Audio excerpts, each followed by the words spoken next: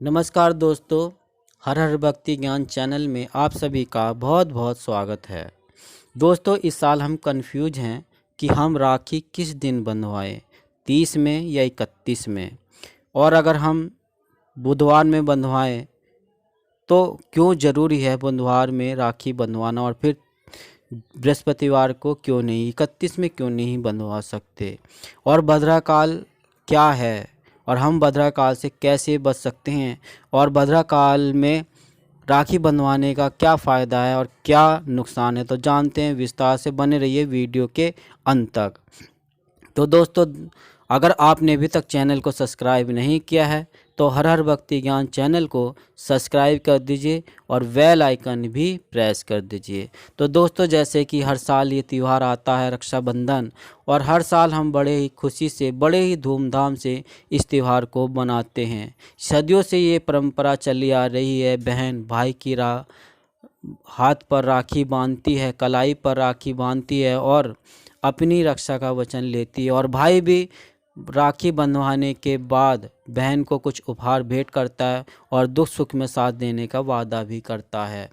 तो दोस्तों, जैसे कि हम ये सदियों से परंपरा चलाने पर ये हम राखी बंधवाते हैं और बड़े ही खुश रहते हैं। तो इसमें हमें ये पता चलता है कि एक भद्रा काल भी होता है, जब ये हमारे दुख का कारण बन जाता है, जब हम कहीं भूल चूक में भद्रा काल में ये राखी बंधवा लेते हैं। तो पहले ये जानना बहुत ज़रूरी है कि आखिर वास्तव में भद्रा है क्या। तो जान लें कि हम शनि देव की बहन है भद्रा, और उस भद्रा को ब्रह्मा जी का श्राप है, क्योंकि जो भी भद्रा काल में कोई शुभ कार्य करेगा वह उसका अनिष्ट ही यानी कि दुख ही उसको प्राप्त होगा। तो हमें शुभ काम करना, राखी शुभ होती है और हम खुशियां मनाने हैं तो हमें शुभ ही मुहूर्त देखना है। तो पहले जानते हैं कि ये राखी जो है त्यौहार किस दिन से शुरू हो रहा है और कितने समय से। तो 30 तारीख को ये 11 बजे से ये रक्षाबंधन शुरू हो जाएगी और अगले दिन 31 को 7:45 तक रहेगी।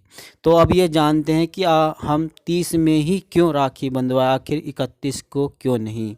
तो दोस्तों, मानना ये है कुछ लोगों का कि जो रक्षाबंधन आ रही है, आते हुए त्यौहार को मनाना चाहिए, जाते हुए को नहीं, क्योंकि अगले दिन तो जा ही रही है, 7:45 तक रहेगी।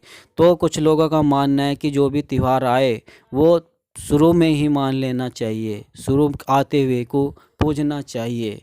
तो अगले दिन हम नहीं मना पाएंगे, लेकिन अपना अपना ध्यान है। लेकिन शुभ मुहूर्त हम जानते हैं कि पहले भद्रा को जानते हैं, भद्रा का टाइम कब है। तो भद्रा का टाइम है सुबह को 10:15 और शाम को रात के 9 बजे तक, और उसके पश्चात 9:25 पर फिर शुरू और पूरी रात, और फिर सुबह तक ये रहेगा 5:45 तक।